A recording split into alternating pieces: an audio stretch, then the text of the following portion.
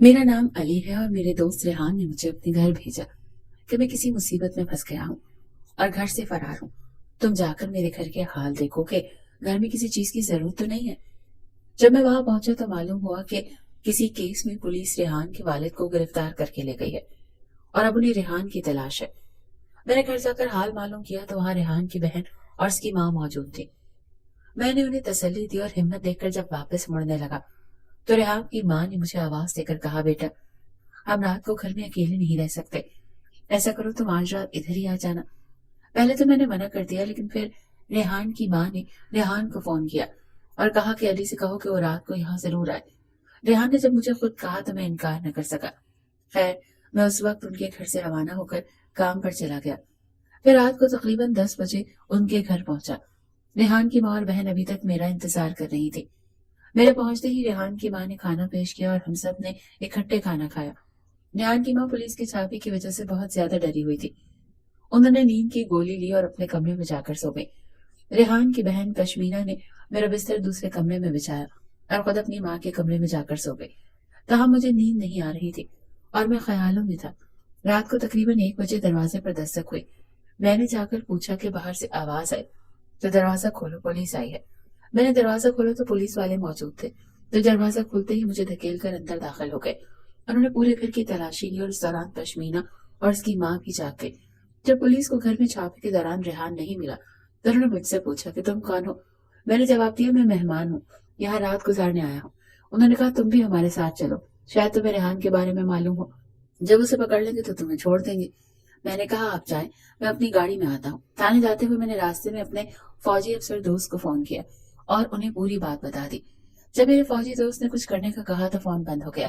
थाने पहुंचते ही इंस्पेक्टर खड़े थे। गाड़ी से उतरते ही उन्होंने कहा, आप हमें पहले ही मेजर साहब के बारे में बता देते तो हम आपको थाने आने की सलाह ही ना देते। आप जा सकते हैं। मुझे फौरन अंदाजा हो गया कि मेरे दोस्त ने फोन करके बात कर ली थी कि मुझे छोड़ दिया जाए। मैंने अपने दोस्त को फोन करके उसका शुक्रिया अदा किया और वापस रेहान के घर चला गया। जब मैं घर पहुंचा तो पश्मीना और उसकी माँ सीढ़ियों में बैठकर रो रही थी। मुझे देखते ही पश्मीना दौड़कर मेरे पास आई और मेरे गले लगकर रोने लगी। इस लम्हे पहली बार मुझे यह एहसास हुआ कि वो अब जवान हो चुकी है।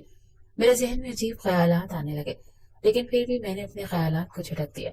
जब वो मुझसे अलहदा हुई तो मैंने उसे उसकी माँ को हौसला देते हुए कहा कि सब ठीक हो जाएगा, आप फिक्र ना करें, आप लोग सो जाएं। वो दोनों कमरे में चली गई और मैं भी दूसरे कमरे में चला गया। रात भर मुझे नींद नहीं आई और मैं जागता रहा। सुबह नाश्ता करने के बाद काम पर चला गया और शाम को अपने घर जाकर कपड़े बदलने के बाद टीवी देखने बैठ गया। मेरे जहन में यह था कि मुझे सिर्फ एक दिन के लिए ही रेहान के घर रहना है, इसीलिए अब मैं फिर से अपने घर वापस आ गया। थोड़ी देर बाद पश्मीना का फोन आया और उसने कहा, भाई आप अभी तक घर वापस क्यों नहीं आए। मैंने हैरान होकर पूछा, क्या मुझे आज भी आना है। तो पश्मीना ने जवाब दिया, सिर्फ आज ही नहीं बल्कि कई दिन आपको हमारे यहाँ रहना होगा। खैर, मैंने गाड़ी निकाली और उनके घर चला गया। वहां खाना खाने के बाद रेहान की माँ नींद की गोली खाकर सो गई, जबकि मैं और पश्मीना टीवी देखने लगे। रात के तकरीबन 10 बजे दरवाजे की घंटी बजी। मैंने जाकर दरवाजा खोला तो रेहान सामने खड़ा था। मैंने उसे अंदर आने का कहा। वो चंद मिनट रुका और उसने पश्मीना से कहा वो माँ का ख्याल रखे, और फिर कुछ देर बाद वो वापस चला गया। उसके जाने के बाद मैंने पश्मीना से कहा कि मुझे नींद आ रही है, मैं सो रहा हूँ। तो उसने कहा कि कल रात माँ तो सो ही रही, लेकिन मुझे नींद नहीं आई, मैं सारी रात जागती रही, इसीलिए आज मैंने आपका बिस्तर भी माँ के कमरे में लगा दिया है। मैंने उसे कहा कि मुझे इस कमरे में नींद नहीं आएगी क्योंकि मैं अकेला सोने का आदी हूँ। तो वो बोली, ये माँ ने कहा है तो आपको उनकी बात माननी पड़ेगी। खैर, मैं उस कमरे में चला गया जहाँ रेहान की माँ बेड पर लेटी हुई थी और मेरा बिस्तर जमीन पर पड़ा हुआ था। पश्मीना खुद सोफे पर लेट गई। हम थोड़ी देर तक बातें करते रहे और फिर पश्मीना सो गई, जबकि मैं जागते हुए सोच में डूबा रहा। रात के किसी पहर मेरी भी आंख लग गई, लेकिन थोड़ी देर बाद ही रेहान की माँ के खांसने से फिर जाग गया। मैं सोचते सोचते 3 बजे तक जागता रहा। जब पश्मीना अंगड़ाई लेती हुई उठ गई, उसने मुझे जागते हुए देखा तो फौरन दुपट्टे से खुद को ढांप लिया और कहा, भाई आप अभी तक जाग रहे हैं।